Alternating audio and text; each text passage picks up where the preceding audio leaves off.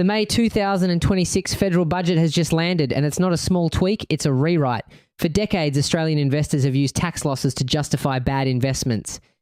That game is ending. In the next few minutes, I'm going to show you exactly what changed by asset class and what you need to do before July 2027. Here's the core message you cannot ignore. The budget has made it clear. Relying on a tax refund to turn a loss into a win is no longer a strategy.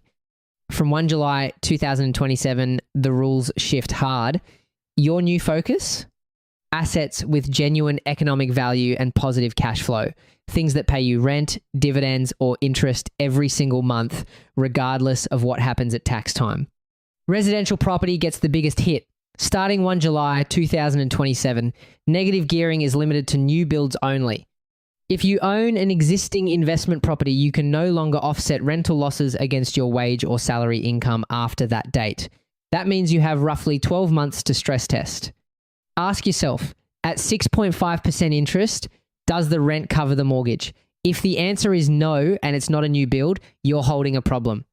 Commercial property is different. Because the negative gearing restriction is specifically for residential, commercial assets remain fully eligible, but don't get excited too fast. Commercial comes with brutal realities, longer vacancy periods, we're talking 6 to 12 months empty, plus tenant fit-out costs and extreme sensitivity to interest rates. It's an option, but it's not a simple swap. Model the downtime before you buy.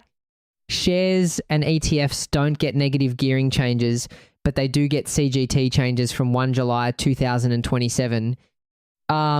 The exact details are still coming, but the direction is clear. Short-term trading and high turnover will become less tax effective. Your new strategy, prioritize low turnover, long-term holds, and shift your focus to assets that pay reliable income, dividends and distributions, not just speculative price growth. Tax drag on a busy portfolio just became very real. If you use discretionary trusts, listen carefully. From 1 July 2028, a 30% minimum tax applies to distributions. That's not a small change, it's a structural shift. Many families have used trusts to split income to lower rate beneficiaries. That advantage is now capped. You need to review whether your trust structure still suits your goals or whether corporate beneficiaries or other vehicles are better. Don't wait until 2028. Start modeling now. Small business gets the clearest win. From 1 July 2026, the $20,000 instant asset write-off becomes permanent. That means you can immediately deduct eligible assets like equipment, tools, and technology, no complicated depreciation schedules. If you've been putting off a laptop, a vehicle, or workshop tools, this is your signal. But remember, spend on assets that improve productivity, not just for the tax deduction. That's the whole theme here. For wage earners, the budget includes tax cuts. But here's where most people get it wrong. Lifestyle creep. The smart investor treats a tax cut like a windfall, not ongoing spending money. Direct that extra cash flow into 3 things. First, your emergency buffer. Second, low-cost ETFs that pay dividends. Third, voluntary super contributions. A tax cut spent on a new car is gone forever. A tax cut invested keeps paying you back. Final verdict. The May 2026 budget has done something remarkable. It has made lazy, tax-focused investing significantly less attractive. No more buying a bad asset because the tax refund softens the blow. The new rules push every Australian investor toward fundamental, long-term financial planning.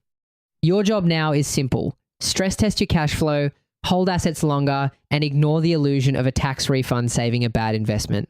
That strategy is dead. Long live economic value.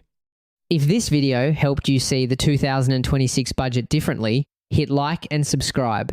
Drop a comment. Are you most affected in property, shares, or trusts? In my next video, I'll break down the CGT changes with real dollar examples. Thanks for watching, and remember, cash flow is king, not the refund.